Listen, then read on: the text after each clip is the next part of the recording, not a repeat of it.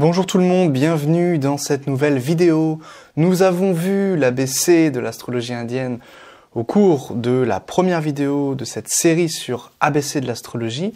Nous allons aujourd'hui continuer avec cette deuxième vidéo qui va porter sur l'astrologie, vous le voyez, occidentale, traditionnelle. Alors je vais même, puisque je vais parler de la tradition, enlever les transsaturniennes pour me concentrer uniquement sur le septénaire, les 7 planètes, de la plus lente à la plus rapide, Saturne, Jupiter, Mars, Soleil, Vénus, Mercure, Lune. Ça, c'est un ordre que chaque astrologue doit connaître, puisque c'est un ordre que l'on va retrouver vraiment partout dans l'astrologie traditionnelle, que ce soit au niveau des maîtres de l'heure, ou que ce soit également sur d'autres plans, notamment avec des questions de période planétaire, des questions de magie aussi. Lorsqu'on veut vraiment faire de l'hermétisme, eh bien, nous sommes sur de l'astrologie occidentale, et une fois qu'on a repéré ce qui allait pas et ce qui allait, eh bien, nous allons renforcer ce qui va et on va dire protéger ce qui va un petit peu moins bien, avec des pratiques comme l'alchimie, deuxième pilier de l'hermétisme, ou des pratiques comme la théurgie ou la haute magie, troisième pilier de l'hermétisme. Aujourd'hui, on va donc s'intéresser au premier pilier, bien entendu, qui est l'astrologie traditionnelle occidentale. Nous avons vu avec l'ABC de l'astrologie indienne que l'astrologie indienne va nous parler des constellations, c'est-à-dire va mettre l'accent sur les étoiles. Bon. L'astrologie occidentale est complètement différente de l'astrologie sidérale, puisque c'est une astrologie dite tropique. C'est quoi l'astrologie tropique ? C'est une astrologie qui va avoir pour, comment je pourrais dire, référent le Soleil. Et plus que le Soleil, ça va être la durée du jour et la durée de la nuit. Si bien que l'astrologie tropique va mettre en exergue les solstices et les équinoxes. C'est la raison pour laquelle le premier jour astrologique, c'est l'entrée du Soleil à 0 degré du Bélier, c'est ce qu'on appelle les ingresses annuelles notamment. Et lorsque le Soleil rentre en Bélier, eh bien c'est comme si c'était, traditionnellement parlant, une révolution solaire du monde, de la Terre, puisque, symboliquement parlant, eh bien, la vie a été créée lorsque le Soleil rentrait à 0 degré du Bélier. C'est bien entendu symbolique comme image. Et l'idée, c'est que lorsque le Soleil rentre en Bélier, eh bien, c'est tout simplement le premier jour du printemps dans l'Occident, dans notre sphère ici. Et l'idée, c'est que le Soleil rentrant à 0 Bélier, eh bien, est complètement différent du Soleil sidéral, qui lui, le premier jour du printemps, sera aux alentours de 6 degrés des Poissons, avec un décalage donc de 24 degrés, avec un Ayanamsa Lahiri aujourd'hui. L'astrologie occidentale se fiche des placements des constellations, des planètes dans les constellations. Elle ne va pas du tout étudier cela. Elle va étudier, au contraire, cette respiration du Soleil au cours de l'année, c'est-à-dire du changement vis-à-vis de la lumière. Il y a 2 moments où la durée du jour va être égale à la durée de la nuit, c'est ce qu'on appelle les équinoxes. Ça va être printemps et ça va être tout début de l'automne. À l'inverse, on a les solstices d'été, le moment 21 juin où le jour est le plus grand dans l'année et la nuit la plus courte, et à l'inverse, le Capricorne, donc solstice d'hiver, quand le soleil rentre en Capricorne, où c'est ici évidemment l'inverse, la nuit est la plus longue et le jour le plus court.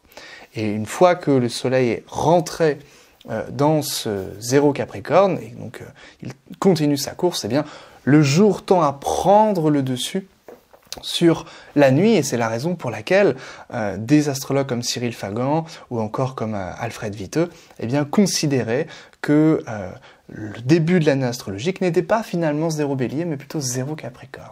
Ça, c'est pour l'anecdote, les diverses conceptions astrologiques des diverses écoles. L'astrologie occidentale va donc mettre l'accent sur les 12 signes. Et ces 12 signes vont être des territoires. Les signes, ce sont simplement des territoires. Lorsque vous regardez le ciel, eh bien, vous ne voyez que des planètes et que des étoiles. Les planètes, ce sont ce qu'on appelle des astres errants, et les étoiles, ce sont ce qu'on appelle des astres fixes. Ces planètes, tout au long de l'existence, eh bien, vont parcourir plusieurs étoiles. Ça, ce sera en astrologie sidérale. Et en astrologie tropique, comme on n'étudie pas au niveau des étoiles, eh bien, on va regarder en fonction de ce soleil, en fonction, encore une fois, de la respiration du jour et de la nuit. Encore une fois, de la lumière. Chaque signe, donc, va être régi par une planète. Le lion, ici, on voit que l'ascendant, eh bien, est en lion. C'est-à-dire que le natif, l'ascendant, c'est ce que représente le natif, ça va être sa destinée, eh bien, ce qui est une énergie qui tend à s'élever, c'est l'ascension, l'ascendant, eh bien, c'est l'énergie du lion. Et le lion est régi par le soleil. C'est la raison pour laquelle vous voyez ici que le 1, en chiffre romain, c'est la maison 1, l'ascendant, eh bien, est gouverné par cette planète qui est le soleil. On va donc devoir regarder où est situé le soleil pour avoir des renseignements fondamentaux vis-à-vis du natif et de sa destinée. Le soleil est ici en bélier. Donc, le natif sera marqué tantôt par le lion, l'énergie du lion, donc une énergie solaire, et en même temps une énergie du bélier, c'est-à-dire une énergie de l'exaltation du soleil. Le soleil se retrouve exalté ici en bélier, c'est-à-dire que si le soleil a son domicile en lion, eh bien elle va se retrouver également très très bien située dans le signe du bélier. C'est comme si vous étiez en vacances et que vous êtes agréablement surpris par votre destination. Et vous vous sentez très bien, vous êtes tranquille. L'exaltation, c'est un petit peu cela. Même si dans l'exaltation, il y a une idée d'euphorie, il y a une idée de trop en faire. Voilà. Donc là, la personne, elle peut être, puisque c'est la personne qui est exaltée ici, elle peut être un petit peu dans cette exaltation vis-à-vis de la maison 9. C'est-à-dire que chaque signe, traditionnellement, est en lien avec une maison. C'est-à-dire que l'ascendant, c'est la maison 1. La maison 2, si la maison 1 a lieu en Lion ici, puisque c'est l'ascendant, la maison 2 était en Vierge. C'est ce qu'on va retrouver avec le système de domification zodiacale. Si je vais dans les réglages et que je mets domification zodiacale, c'est la domification antique. Vous voyez bien que la maison 1 commence en Lion, que la maison 2 commence en Verseau, la maison 3 commence en Balance, tout simplement parce que mon ascendant de base se retrouvait en Lion. Ça, c'est une domification zodiacale traditionnelle, qu'on utilisait dans l'Antiquité et qu'on utilise toujours encore en astrologie indienne. Au Moyen-Âge, on a changé la domification pour utiliser la domification qu'on appelle alcabitus. Et avec cette domification, eh bien, nous avons tout simplement des systèmes de maisons inégales. Ce n'est plus une maison égale un signe entier. C'est différent. Si bien que on va se retrouver avec diverses domifications, domification zodiacale, domification alcabitus, puis ensuite domification regiomontanus, celle que j'utilise, domification campanus, et dans la modernité, les gens, à partir du XVIIe, ont utilisé la domification placide, mais tous les meilleurs astrologues vont utiliser soit alcabitus, soit regio, soit campanus. Ou soit, bien entendu, la domification zodiacale. Généralement, campanus, on la laisse un peu de côté, on utilise surtout regio, alcabitus et la zodiacale. Moi, j'utilise regiomontanus. Libre à vous d'utiliser une domification que vous aurez créée peut-être à l'avenir. Ce système de domification est un découpage en lien avec l'horizon et le milieu du ciel, c'est-à-dire avec le méridien et donc qui nous traverse de part et d'autre, et l'horizon, c'est-à-dire ce qu'il y a autour de nous, ce qui se lève à l'est et ce qui descend pardon, à l'ouest. Donc, évidemment, ces planètes, elles vont faire ce tour-là, c'est-à-dire que lorsque les planètes, elles sont au-dessus de l'ascendant et du descendant, eh bien, ce sont des planètes qui sont situées au-dessus de l'horizon, comme c'est le cas dans ce thème. Vous avez beaucoup de planètes. Lune, Vénus, Soleil, Mars, Saturne et Mercure sont au-dessus de l'horizon. À l'inverse, donc, quand je suis né, je pouvais voir ces planètes dans le ciel. Si, bien entendu, il faisait nuit. Sinon on voit rien avec le soleil il fait jour. Et puis Jupiter, lui, il est en maison 4. Donc lui, il est complètement sous l'horizon. Donc lui, j'aurais pas pu le voir.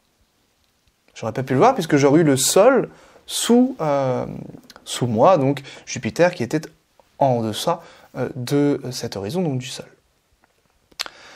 Ça va avoir des significations qui vont être importantes dans l'astrologie. Les planètes au-dessus de l'horizon, les planètes en dessous de l'horizon. Notamment sur l'aspect physique et l'aspect psychologique. Sur l'aspect psychologique, les planètes en dessous de l'horizon nous montrent ce qui est plus caché, ce qui est plus psychique. Les planètes au-dessus de l'horizon nous montrent ce qui est plus visible, donc ce qui est plus physique. Ça, c'est quelque chose de très simple à comprendre avec l'astrologie.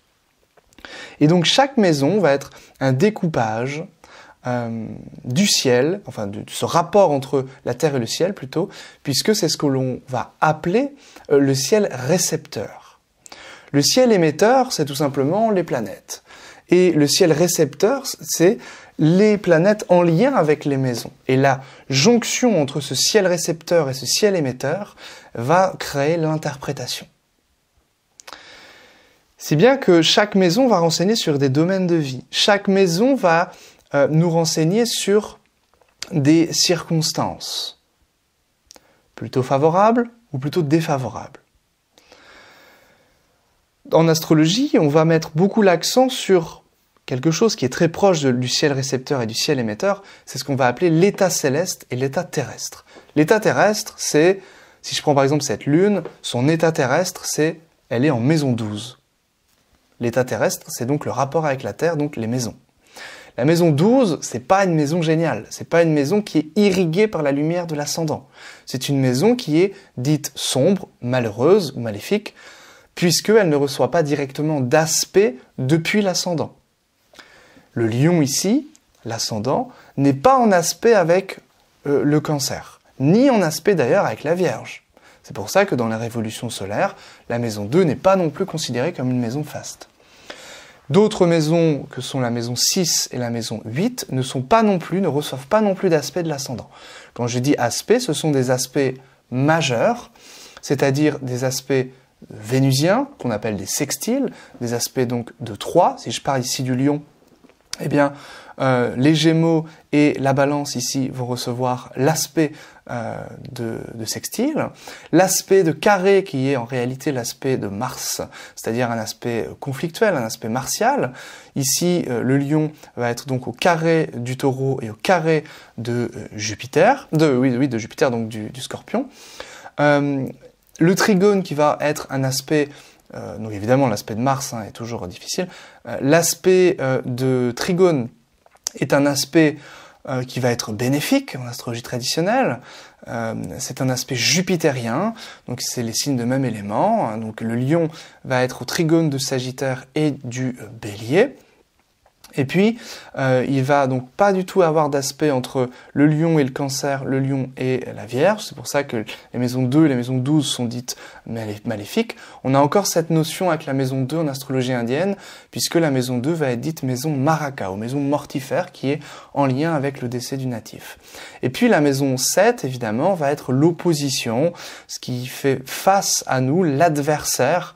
C'est la raison pour laquelle la maison 7, c'est les conflits, les procès, etc., les adversaires.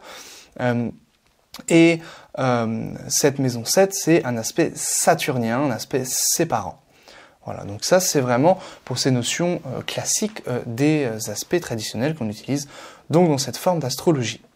On va complètement ignorer les aspects mineurs, tout ce qui est sédécile, tout ce qui est autres aspects donc comme les semi-carrés, comme les sesquicarrés, comme les quinconces, comme les semi-sextiles, etc. Tout cela, on ne va pas les utiliser en astrologie traditionnelle. Si vous lisez William Lilly, si vous lisez du Morin de Villefranche, donc 17 et 18e siècle, si vous lisez du Claude Dario, 16e siècle, ou encore, si vous lisez beaucoup plus vieux, Vétus Valens, 2e siècle, ou Firmicus Maternus, 4e siècle, là, vous n'allez pas du tout les utiliser, tous ces aspects. Vous allez utiliser les aspects que je vous ai montrés, qui fonctionnent vraiment bien, et qui sont ce qu'on appelle les aspects ptolémaïques ou les aspects majeurs. Et donc, on va devoir regarder dans le thème, pour reprendre mon explication, maître de 1, donc le maître du lion, l'ascendant, c'est le soleil en maison 9, ce que régit la maison 9. Si déjà cette maison 9 est en bonne disposition, c'est-à-dire est-ce que c'est une bonne maison, ensuite si le soleil lui-même est bien disposé en maison 9 ou pas, si le soleil est en bon état, non plus terrestre, mais céleste, donc terrestre c'est soleil en 9, est-ce que c'est bon ou pas, état céleste, est-ce qu'il est en débilité ou en dignité, est-ce qu'il est rapide ou lent, est-ce qu'il est rétrograde ou pas? Alors le soleil n'est jamais rétrograde, donc ça c'est facile, mais c'est une question qu'on va pouvoir se poser pour d'autres planètes. Est-ce que ce soleil reçoit des aspects? Est-ce que ces aspects sont fastes ou non? Est-ce que les planètes qui aspectent le soleil sont amies ou ennemies? Est-ce que ce sont des planètes bénéfiques ou pas? Donc tout cela, ce sont des questions qu'on va devoir se poser pour notre interprétation.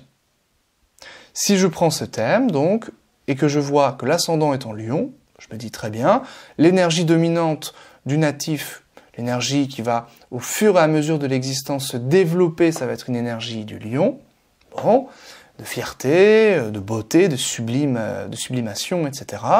Peut-être aussi beaucoup d'arrogance. Et ce soleil va me montrer là où va se diriger le natif, puisque c'est lui-même ici le soleil. Et le soleil en maison 9, eh ben, il est dans sa joie. Chaque chaque planète, pardon, a une joie, et la joie du soleil, eh bien, c'est la maison 9. Tout simplement parce qu'il y a de grandes affinités, de grandes analogies entre les deux. Et la maison 9, c'est la maison de la spiritualité, de la religion, de l'esprit, si vous voulez. Et le soleil aussi. Le soleil, c'est la conscience. Le soleil, c'est l'expérience spirituelle la plus pure. Donc évidemment que ce soleil en maison 9 est très favorable pour cela, pour cette analogie avec l'expérience spirituelle. Ici, éventuellement, avec d'autres domaines, d'autres analogies qui peuvent avoir lieu. Donc, maison 9 est une maison bénéfique, une maison qualitative. Par contre, c'est une maison qui est dite cadente, c'est-à-dire une maison, donc du latin cadere, qui signifie chuter. Donc c'est une maison faible, la maison 9. Donc ici, c'est très intéressant. On va donc voir que le soleil, il est en exaltation et en triplicité ici en bélier, donc ça ce sont des dignités que vous devez apprendre, et le soleil, eh bien, il va se retrouver fort dans sa manière d'être, il est solide, la santé, elle tient le choc, par contre, le fait qu'elle soit en maison 9 va faire en sorte que le natif va moins briller que prévu. Par exemple, va avoir beaucoup plus de difficultés à se montrer, à briller, peut-être être au centre de l'attention, puisque la maison 9 va affaiblir tout ça. Donc va empêcher clairement une santé extraordinaire ici. Si c'était en maison 10, la chose serait bien plus puissante, puisque la maison 10 est la maison la plus forte. Et donc la maison 9 est une maison où les choses sont affaiblies. C'est de bonne qualité, mais c'est affaibli. Donc ici, la santé est de bonne qualité, mais il ne faut pas non plus qu'il y ait...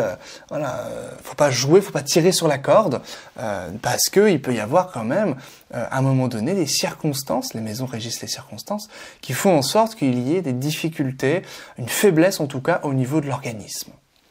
Donc là, déjà, on est en train de juger, en simplement regardant le maître de l'ascendant, de la santé, de la vitalité avec le soleil. Le soleil est aussi almutène, on le voit ici, de la maison 10. C'est-à-dire qu'en astrologie occidentale, l'astrologie de langue arabe va utiliser la notion d'Al-Muten. Par exemple, des astrologues vont dire la maison 10, elle est en bélier, le maître du bélier, c'est Mars. Bon. William Lilly, Morin de Villefranche vont faire ça. Mais d'autres astrologues, par exemple Abou Macha, vont utiliser les Al-Muten, ou Ibn Ezra, vont utiliser les Al-Muten. Les Al-Muten, c'est tout simplement l'idée que, eh bien, à 28 ici, degré 22 du bélier, le soleil va avoir plus de dignité que Mars. Le soleil est en exaltation en bélier, il va avoir 4 points. Et on le voit ici, le soleil est également en triplicité. Donc on lui rajoute 3 points. 4 et 3, ça fait 7 points. Alors que, traditionnellement, le bélier Mars,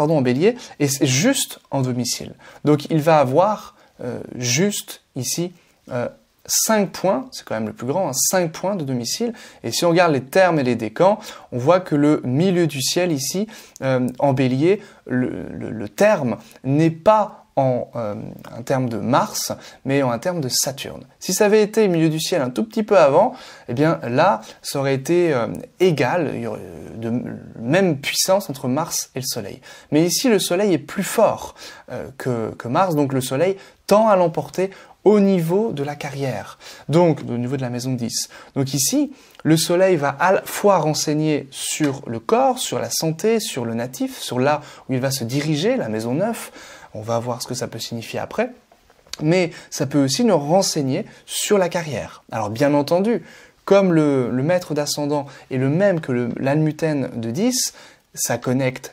naturellement le natif à la carrière, le natif à son ambition.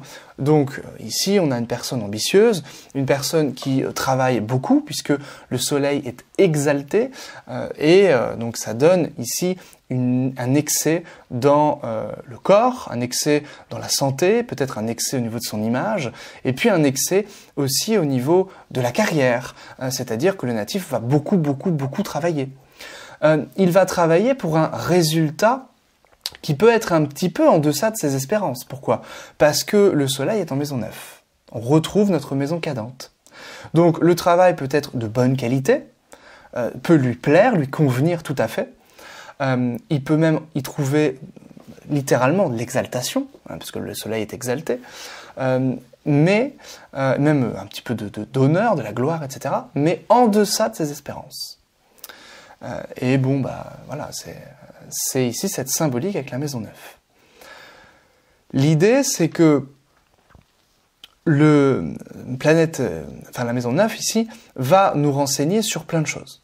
Ça peut être les voyages, ça peut être des études, ça peut être des hautes études classiques dans les institutions, ou ça peut être apprendre les sciences, la philosophie, les choses spirituelles, l'astrologie, etc. Ça, c'est la maison 9.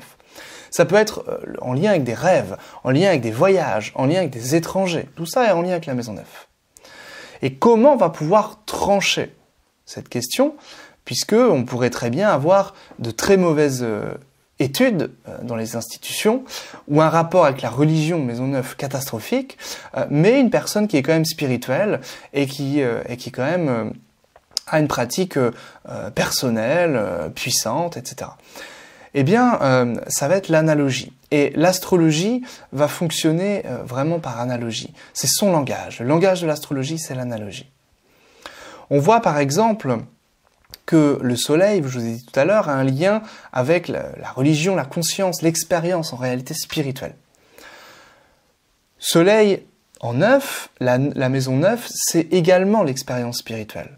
Donc ici, ça viendra favoriser, et ici en bélier de manière radicale, de manière assez simple, rapide même, des fulgurances, si vous voulez, au niveau spirituel. Par contre, Vénus ici est également en maison 9, sauf que Vénus, ça régit pas la spiritualité. Vénus, ça va régir autre chose. Ça peut régir les relations, par exemple. Vénus, elle est Al-Muten de la maison 9. Donc, elle peut renseigner sur le rapport avec les institutions politiques, les institutions religieuses, maître de neuf, et tout simplement donner des mauvaises relations avec des professeurs, Vénus en exil, ici en bélier, donc très mauvaise position, en débilité, dans la neuf, donc des difficultés au niveau des professeurs, des difficultés au niveau des institutions, comme on l'a dit, qui peuvent être religieuses ou politiques, ce qui est le cas, hein. Et ça peut aussi donner, bien sûr, des difficultés avec des étrangers, parce que la maison 9, c'est les étrangers, ou les voyages ou étrangers. Donc ça, c'est si on voulait prendre en considération cet état céleste, c'est-à-dire que le Soleil est très bien disposé, mais Vénus pas du tout. Donc ça va jouer sur deux choses différentes de la maison 9, du domaine de la maison 9. Et on va trancher vis-à-vis, comme je vous ai dit, de l'analogie. Voilà. Donc pourquoi les institutions religieuses? Parce que Vénus, c'est là où on fait des relations.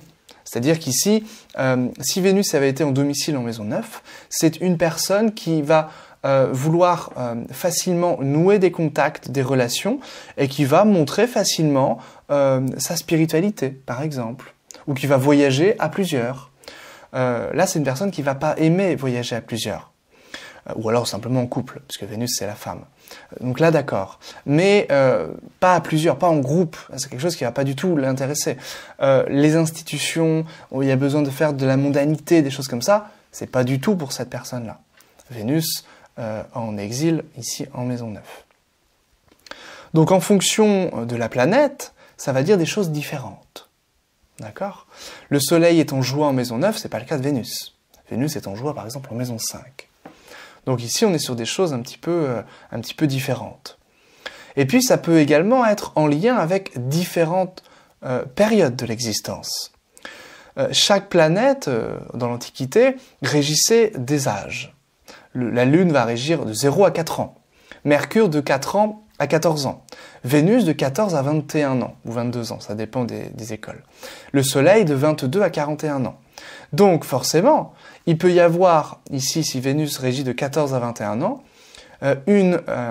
comment je pourrais dire, une irrévérence, un irrespect, une difficulté vis-à-vis du rapport à la religion, à la spiritualité, ou à toutes ces choses un petit peu de l'ordre métaphysique, ce qui a été tout à fait le cas durant mon adolescence, crise d'ado classique, qui a duré un peu longtemps, vis-à-vis de ces institutions.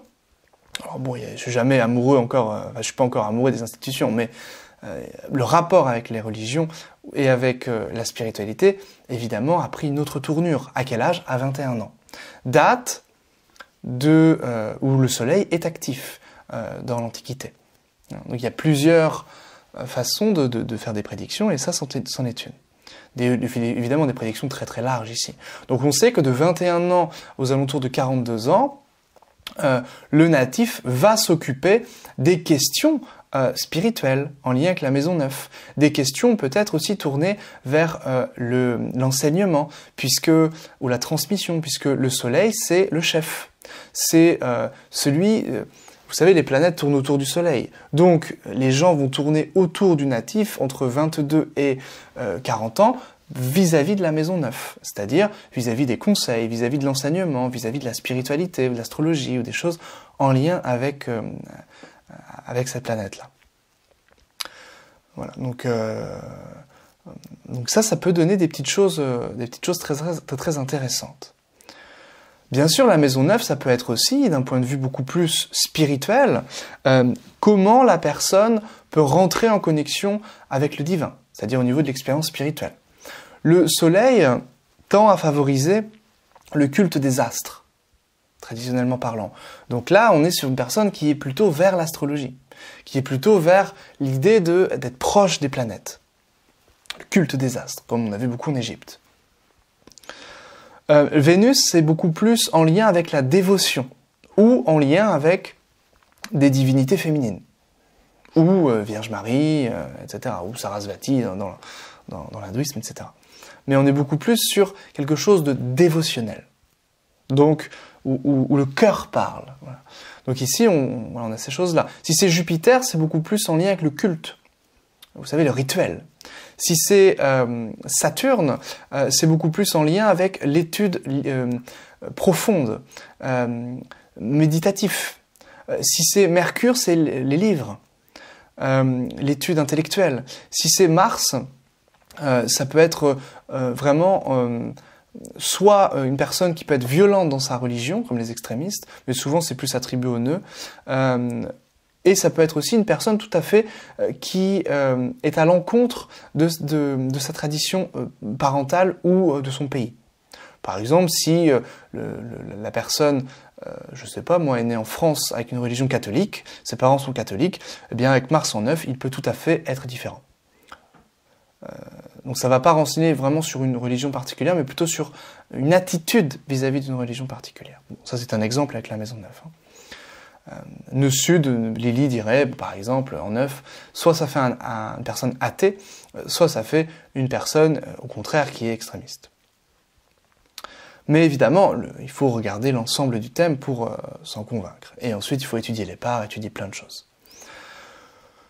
Donc voilà une des manières de rentrer dans un thème en astrologie occidentale, par l'ascendant, le maître d'ascendant, regarder son état céleste, j'aurais pu regarder sa vitesse, la vitesse du soleil, qui est un petit peu plus lente, je crois, que... alors là, il faut regarder dans Analyse, hein, au niveau de sa vitesse. Alors je crois que j'utilise Olympia pour le... Non, pardon, calcul. J'utilise Olympia pour la vitesse habituellement, mais je crois que c'est quand même disponible ici. Ah, peut-être pas. Peut-être pas les vitesses... Non. Ah si, pas des planètes, voilà. Pas des planètes ici. Donc, en moyenne, elle est à 1 degré. Ici, elle est un tout petit peu plus rapide, ce soleil. Donc, évidemment, quand le soleil sera, par exemple, maître de l'année, eh bien, les choses vont arriver plus rapidement que prévu. La Lune, en moyenne, elle est aux alentours de 12 degrés. Là, elle est à 13-30, elle est un peu plus lente. Donc, quand c'est la Lune qui sera maître de l'année, eh bien, les choses vont arriver de manière un peu plus lente, par exemple. Donc là, on a des choses très intéressantes au niveau des pas des planètes qui vont aussi nous renseigner si la chose arrive lentement ou pas. On va utiliser aussi le grand principe de cause et d'effet. Par exemple, pour gagner de l'argent, le maître de 2, ici, sera avec Saturne en 8. Donc, la recherche fera en sorte que le natif gagnera de l'argent. Le natif peut aussi gagner de l'argent via un héritage. Maître de 2 en 8. Le fait que Mercure soit mal disposé, c'est-à-dire en exil et en chute, ici, tend à signaler que soit l'héritage, il y a moins que prévu, soit qu'il y a à un moment donné une petite difficulté dans l'héritage, c'est-à-dire une petite querelle ou des choses de cet ordre-là, ou bien tout simplement que le natif claque tout, rapidement, claque tout l'argent. C'est possible aussi. Et il peut claquer tout dans les choses en lien avec Saturne, donc ça peut être la recherche, parce que Saturne est en maison 8, ça peut être en lien avec son épouse, maître de 7, en lien avec sa santé ou son quotidien, maître de 6, et en lien avec le logement, âme luthène de 4. Donc pour acheter une maison, ou ce genre de choses. Ou pour la culture, l'histoire, Saturne âme luthène de 4 peut renseigner sur ça également. Donc on a ici des indications importantes. Par exemple, le maître de 11 qui est en maison 8, la recherche peut donner des amis. Les amis peuvent avoir un rôle, peut être un peu atypique. Les amis peuvent être marqués par Saturne. Donc vous avez un lien de cause à effet ici qui peut être très très intéressant. Alors bien sûr, les amis peuvent être un petit peu mal en point. Ou le grand frère, maître de 11, peut être mal en point ici. Donc là, j'ai un frère handicapé, ça fonctionne. Donc des choses un petit peu de cet ordre-là. Maître de 3, le voisinage peut être un petit peu particulier. Il peut y avoir des difficultés au niveau des voisinages. Saturne tend à éloigner un petit peu des voisins. Donc pour l'anecdote, mes parents ont déménagé quand j'étais petit et ont pris une maison où il n'y avait pas de voisins. Donc il y a un éloignement avec les proches, avec les voisins. Et effectivement, je n'ai pas spécialement de lien avec les voisins dans ma vie, de manière générale. Jamais été proche de mes voisins. Et même eu, au contraire, plutôt des problèmes avec les voisins. Ce qu'on retrouve bien ici. Si on veut juger, par exemple, de la fin de vie, la maison 4, Jupiter est plutôt faste pour une fin de vie. Alors, Jupiter est quand même affligé parce qu'il est pérégrin rétrograde. Il reçoit une réception mutuelle avec Mars. Donc, ça peut quand même cogner un peu, Mars, mais réception mutuelle tend à apporter quand même beaucoup d'énergie pour la fin de vie et apporter quand même du patrimoine, des finances, des choses comme ça de cet ordre-là. Si je veux juger des enfants, maître de 5 en donc Jupiter en signe fertile, donc un signe d'eau, bon bah c'est plutôt favorable pour au moins un enfant. Mais Jupiter ici au carré de l'ascendant, peut-être qu'à un moment donné, il y aura un problème vis-à-vis du logement, Jupiter en 4 en carré de l'ascendant, ou vis-à-vis évidemment d'un enfant. Un enfant peut être un petit peu en querelle à un moment donné avec le natif. Jupiter tend aussi, puisque c'est une planète qui tend dans un signe d'eau, à donner du poids. C'est-à-dire que le natif, au fur et à mesure de l'âge, peut prendre du poids. Si je regarde les notions de diviseurs, qui sont un petit peu comme les périodes de l'astrologie indienne, eh bien, les périodes de Jupiter peuvent être un petit peu à surveiller. Là, on voit que Jupiter, entre 2039 et 2045, entre 45 donc et 51 ans, peuvent être des périodes majeures, soit de difficultés avec, on l'a vu, l'enfant, ou des difficultés avec un logement ou le foyer, ou la famille, ou des prises de poids, qui peuvent être aussi les trois, en fonction des révolutions solaires qui nous indiqueront, qui valideront ou non nos hypothèses de départ. Donc on va utiliser pour les prédictions, je vous ai dit, donc tout ça c'est les promesses du thème, on voit tout dans ce thème-là. Ensuite, on prédit, c'est-à-dire que tout n'arrive pas évidemment au même moment. Ça va être les périodes qui vont nous indiquer comment vont se faire les choses. Pour cela, on va pouvoir utiliser les chronocrates. Les chronocrates sont utilisés, par exemple, depuis Firmicus Maternus, il utilisait les chronocrates, il disait que c'était, tout le monde utilisait ça, que c'était la chose à utiliser en priorité. Aujourd'hui, ça a été complètement oublié, les chronocrates. Par exemple, en chronocrate de Vénus, de 2004 à 2015, Vénus est plutôt faste pour une rencontre amoureuse.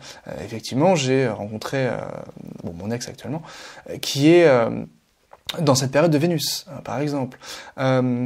D'autres choses, par exemple Saturne, dans ma période de Lune Saturne, Lune, elle est croissante, donc durant cette période de Lune, logiquement, il devrait y avoir des améliorations. Eh bien, dans la grande période de Saturne, eh bien, est en lien ici directement avec, Saturne est en lien directement avec le logement. Donc, une amélioration en lien avec le logement. C'est ce qui s'est passé au cours de Saturne. Saturne est lui-même, si je prends par exemple d'autres choses, en 8, donc une amélioration au niveau de mes recherches. Effectivement, j'ai fait pas mal de trouvailles. Si je regarde un petit peu plus loin au niveau des décans, la maison 10 ici, on voit qu'elle est dans le terme de Saturne. Donc Saturne va être relié à la maison 10. Donc ici, il y a eu aussi une amélioration durant ce chronocrate de la sphère professionnelle. Ça, c'est une hypothèse. Donc je note toutes mes hypothèses. Et ensuite, je vais regarder les diviseurs pour voir ce que ça peut donner. Aussi, donc là par exemple je suis en diviseur de Mercure de 2016 à 2025, donc Mercure va être un maître du temps, donc je vais regarder comment est positionné Mercure, s'il est bénéfique ou pas, s'il est bien disposé. Je vais ensuite pouvoir regarder une technique qui s'appelle les profections, pour voir comment les choses se sont passées. Par exemple, si je veux juger par exemple, de la réputation, des honneurs ou de la sphère professionnelle, je vais pouvoir regarder le Soleil et Jupiter. Là, je vois que les deux sont en domicile. Donc c'est plutôt faste. Le Soleil, il est, lui, en exaltation dans mon thème natal. Le Jupiter, il est en maison 4, donc une maison puissante. Et puis en révolution solaire, au cours de 2022, vous voyez que je vais vite, mais que je regarde un petit peu tout cela. Alors, je sais pas pourquoi il m'a mis ici, j'étais à Rennes. Voilà. Donc Jupiter, il va se retrouver comment? Eh bien, il va se retrouver en Poisson, donc en domicile, alors que le Soleil, lui, en exaltation. Donc ici, c'est une année exceptionnelle, 2022, par rapport aux promesses du thème vis-à-vis de la réussite. Et effectivement, 2022 a été ma meilleure année où j'ai explosé au niveau de mon astrologie, de ma carrière. Donc, on voit des choses ici toutes simples, qui fonctionnent bien en mêlant diverses techniques. J'aurais pu vous parler aussi des stations des éclipses qui tendent à donner du détail et puis surtout à donner une précision au niveau de la prédiction, mais on va pas tout détailler. Il existe également les fridaires, alors que personnellement je n'utilise pas encore. J'ai l'impression que ça marche pas très bien, par rapport au chronocrate qui marche mieux. Voilà. Évidemment, vous avez donc les révolutions solaires qui doivent toujours être à utiliser avec les profections. On regarde les maîtres du temps, donc toujours un maître de l'année. Par exemple, moi cette année c'était Saturne. Donc évidemment, Saturne, bon, on peut se méfier, c'est toujours des choses qui sont un petit peu difficiles. Une chape de plomb pèse sur l'existence. Saturne, elle est en maison 8 dans le thème natal, ça peut être des choses un peu traumatisantes, des pertes, hein, ça peut être des choses un peu difficiles. Saturne ici, il est en maison 7, ça peut concerner des choses difficiles vis-à-vis de la partenaire, de la compagne.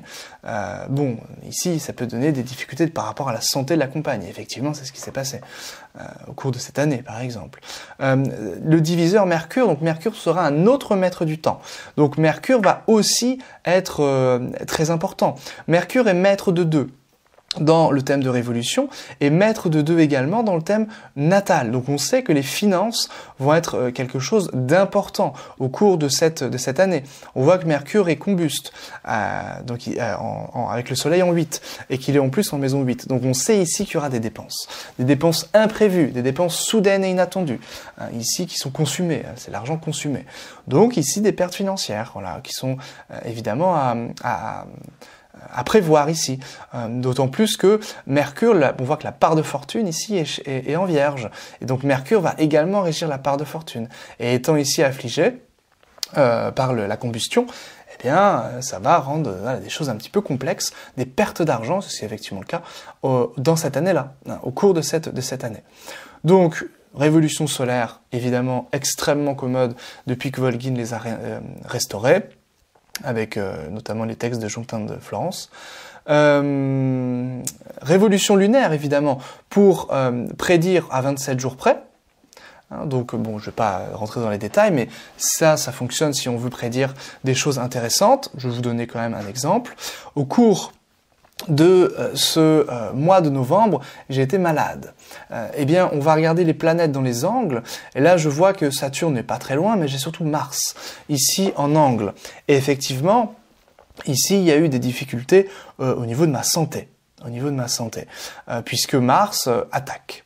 C'est un thème de transit, hein, donc c'est les transits qui fonctionnent, les révolutions, donc Mars ici en angulaire, eh bien, voilà, difficulté au niveau de la santé. L'idée, c'est que le Soleil est conjoint à Mars. Donc le Soleil, on l'a vu dans le thème natal, c'est le maître de 1. Donc c'est pour ça que ça a attaqué la santé, particulièrement. Ça aurait pu être une personne dans la rue qui m'attaque, qui m'agresse. Mais là, dans ce cas-là, ça aurait été très certainement une autre configuration que directement le Mars sur le maître de 1, donc sur la santé. Ça aurait été très certainement en lien plus particulièrement, par exemple, avec Saturne, maître de 7, l'ennemi, ou ce genre de choses. Il y a également eu de la réussite au cours de ce mois de novembre, et on le voit avec le Soleil angulaire et Jupiter angulaire. Par exemple, ma vidéo sur la pleine lune a bien fonctionné. C'est rare que mes vidéos fassent plus de 3000 vues, même fassent plus de 2000 vues. Eh bien, elle a quasiment 4000 vues. Voilà. Donc ça, on le voit dans ce thème de révolution lunaire, que c'est plutôt un mois faste vis-à-vis de la carrière. Voilà. Parce que Jupiter et le Soleil sont ici angulaires, donc sont activés, tout simplement. Nous avons également d'autres choses, alors bon, technique des directions primaires qui fonctionne, technique des directions secondaires qui fonctionne aussi, technique des directions symboliques, donc là c'est simple, on fait avancer une planète d'1 degré par an pour avoir des renseignements. Par exemple, le milieu du ciel, c'est la carrière, mon soleil, c'est moi-même. Eh bien, lorsqu'on fait avancer le soleil au niveau du milieu du ciel, on est à peu près ici, donc de 1 pour aller à 28 à 27 ans, et effectivement, donc 27 degrés, donc 1 degré pour un an. Vers 27 ans, eh bien, il y aura une réussite professionnelle. Et effectivement, c'est à 27 ans que j'ai lancé mon école d'astrologie et que j'ai vraiment eu plus de visibilité et plus de succès, entre guillemets, au niveau du du travail. En fait, c'est vraiment la première fois où j'ai vraiment commencé à vraiment travailler, à vraiment réussir dans mon travail. Donc des prédictions toutes simples qui peuvent vraiment ici bien fonctionner. La Lune, elle est en 12, pouvant signifier des pertes, pouvant signifier des ennemis cachés. Elle est à 26 degrés. Pour arriver à 14 degrés du Lion, il faut 18 degrés. Vers l'âge de 18 ans, il y a eu des pertes, il y a eu des difficultés, peut-être des difficultés au niveau des fluides du corps ou de la boisson, puisque la Lune en 12 tend à donner des gens qui peuvent boire un peu. Donc effectivement, vers l'âge de 18 ans, il y a eu des problèmes, des pertes au niveau du logement, au niveau de la copine, au niveau de la fac. J'ai tout arrêté. Je suis rentré chez ma mère, Lune aussi qui se rapproche de l'ascendant. Je suis rentré un petit peu chez ma mère pour prendre un petit peu du repos, réfléchir un peu sur moi-même. Et puis c'était une période un petit peu d'éthylisme, donc en lien avec l'alcool, et donc pas du tout une bonne période d'existence pour moi, ici à 18 ans. Donc ça, vous pouvez facilement le voir avec les directions symboliques de la Lune sur l'ascendant. Voilà cette petite présentation de l'astrologie occidentale. Je suis allé évidemment un petit peu vite. On aurait pu parler du thème horaire, on aurait pu parler de plein de choses. Je referai très certainement d'autres vidéos sur l'ABC, ABC du thème horaire, ABC peut-être des profections, ABC des révolutions solaires. Bon, je verrai un petit peu ce que je ferai. S'il y a de la demande, je les ferai, sinon je les réserverai pour les formations. Mais sachez que voilà, l'astrologie occidentale, évidemment, depuis 2000 ans, fonctionne extrêmement bien. Vous pouvez donc simplement vous contenter de ces 7 planètes, de cet ascendant, ce milieu du ciel, ces 2 nœuds lunaires, et puis des techniques traditionnelles de prédiction qu'on a un petit peu évoquées.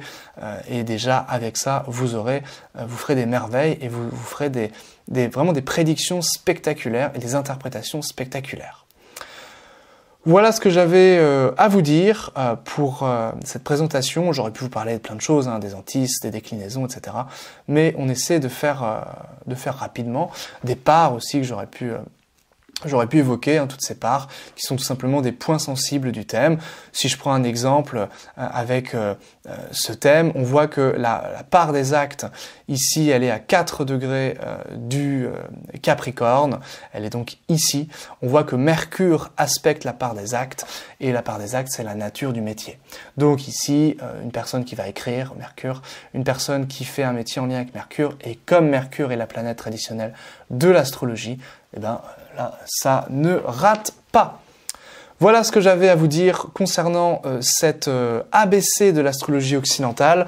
On va se retrouver dans quelques jours pour l'ABC de l'astrologie uranienne, une astrologie donc moderne, l'école de Hambourg, une astrologie faite de symétrie, avec une astrologie donc créée, développée par Alfred Witte et ses disciples.